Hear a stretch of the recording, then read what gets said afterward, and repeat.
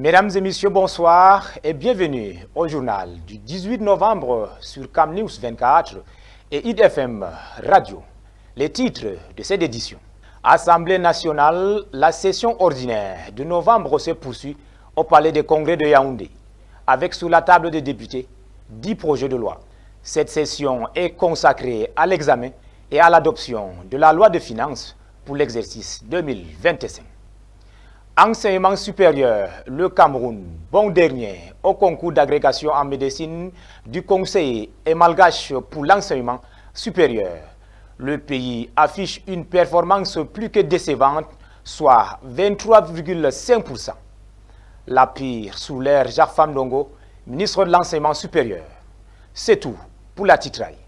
Mesdames et messieurs, une fois de plus, bienvenue au journal sur Cam News 24 et IDFM Radio.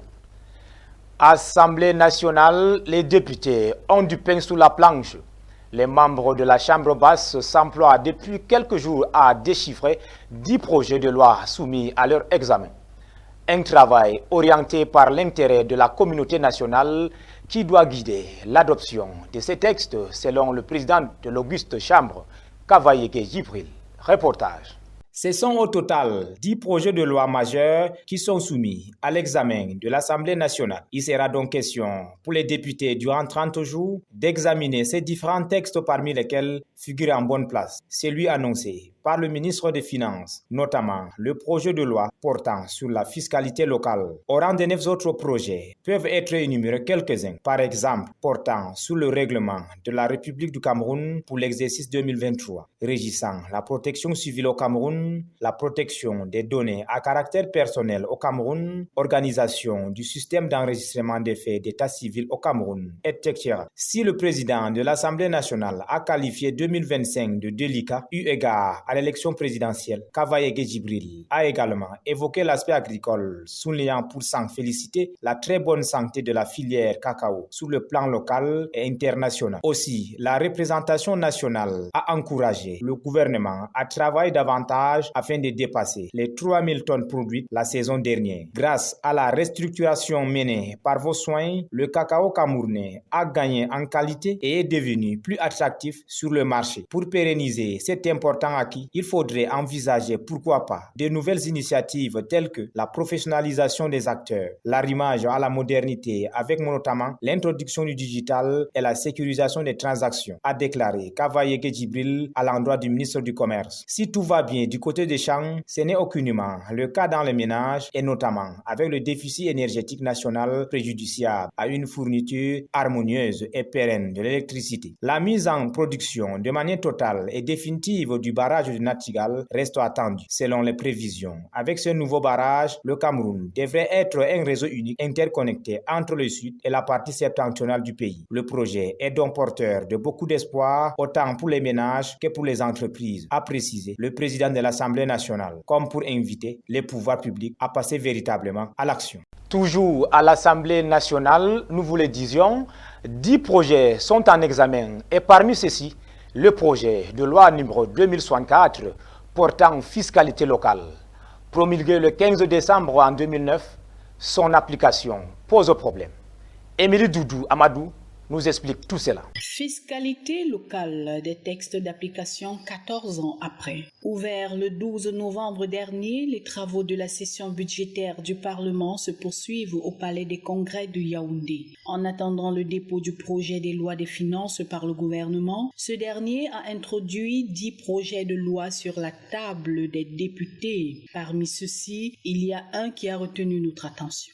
C'est le projet de loi numéro 2064 portant fiscalité locale. Après sa promulgation par le président de la République le 15 décembre 2009, son application posait un sérieux problème à cause de l'absence des textes d'application. Un vide juridique qui cause un lourd préjudice financier aux collectivités territoriales décentralisées qui ne pouvaient pas capter les ressources financières pour leur fonctionnement. Le projet de loi déposé mettra un terme à cette paralysie quand on sait que c'est plus de 15% du budget de l'État qui échappe aux collectivités territoriales, notamment les recettes générées par les impôts, taxes et autres redevances prélevées à leur profit. L'ensemble de ces prélèvements est encore désigné sous le vocable d'impôts locaux. Il faut noter que cette fiscalité locale s'applique aux communes, aux mairies des villes, aux communes d'arrondissement, aux régions et à tout autre type de collectivité territoriale créée par la loi. 22e session du concours d'agrégation de médecine humaine, pharmacie, odontostomologie, médecine vétérinaire et production animale 2024. Le Cameroun mord la poussière et occupe le dernier rang sur 12 pays. Dites-vous, Ghislain Koungan. Le pays de Paul Biya vient d'essuyer un échec cuisant, historique et mémorable au Conseil africain et malgache pour l'enseignement supérieur, CAMES. En effet, le Cameroun a présenté 17 candidats au concours d'agrégation en médecine et seuls 4 ont été admis, soit 23,53%. Il s'agit du pire résultat enregistré sous le magistère du ministre d'État, ministre de l'Enseignement supérieur Jacques Famdongo. Une piètre performance qui suscite des grincements de dents et nourrit des interrogations et des inquiétudes sur le niveau actuel de l'enseignement supérieur au Cameroun sous la direction de Jacques Famdongo, en poste depuis près de 20 ans déjà.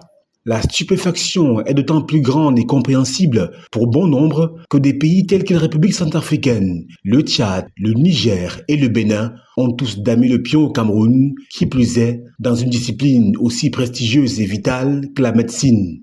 Bon dernier sur 13 pays, avec en plus un écart cinglant, c'est la crédibilité du moule de l'élite médicale de demain qui se trouve sérieusement remise en question d'une part, et l'on pourrait aussi aisément comprendre les nombreuses et coûteuses évacuations sanitaires des dirigeants à l'étranger, et ce même pour des maladies bénignes ou mineures, d'autre part. En un mot comme en plusieurs, c'est tout le système de santé camerounais qui confesse ses faiblesses à travers cette contre-performance remarquable. Vivement que le tir soit corrigé et au plus vite. Crise anglophone, 11 étudiants de l'Institut universitaire Saint-Laurent-de-Nop et leurs encadreurs enlevés. L'annonce a été faite par la direction de l'établissement le 9 novembre dernier. Selon le communiqué, l'enlèvement a eu lieu à Baba 1, où les victimes circulant à motocyclette ont été interceptées par des hommes armés se présentant comme des membres des combattants d'Ambazonie. Ghislain Koungan éclaire notre lanterne. La région du nord-ouest Cameroun continue d'être le terreau fertile de kidnapping. Cette fois, c'est une dizaine d'étudiants et leurs encadreurs qui sont passés à la trappe et ont été pris pour cible par les séparatistes sévissant dans cette zone en conflit depuis 2016. En effet, d'après le communiqué de la direction de l'Institut universitaire Saint-Laurent de Ndop, rendu public le 9 novembre 2024, c'est le 2 novembre à l'occasion d'une activité académique que l'enlèvement est survenu. Les étudiants et le personnel se rendaient à motocyclette à Babessi pour un programme de sensibilisation lorsqu'ils ont été arrêtés par des combattants armés d'Ambazonie à Baba 1. Les hommes armés qui se sont identifiés comme des membres des combattants d'Ambazonie de Baba 1 ont pris en otage les 11 étudiants et enseignants et ont disparu dans la brousse environnante, apprend-on. Malgré les efforts déployés, les demandes de libération des étudiants et du personnel formulées par diverses parties prenantes sont restées sans réponse, poursuit la direction de l'établissement concerné, qui ajoute que des sources locales suggèrent que les combattants d'Ambazonie exigent une rançon ou utilisent cet enlèvement à des fins politiques. Il faut dire que le secteur de l'éducation est très souvent visé par ces hors-la-loi pour faire plier le pouvoir de Yaoundé. C'est ainsi que les attaques dans les établissements scolaires sont récurrentes, surtout en période scolaire. Au cours du mois de septembre 2024, selon l'Organisation des Nations Unies, l'ONU, au moins 4 attaques ont été enregistrées, soit 3 dans le nord-ouest et 1 dans le sud-ouest, toutes perpétrées aussi bien dans les écoles publiques, les établissements confessionnels que les écoles privées laïques. Mesdames et messieurs, c'est la fin de cette édition d'information. Merci d'avoir suivi et bonne suite du programme sur CamNews 24 et IDFM Radio.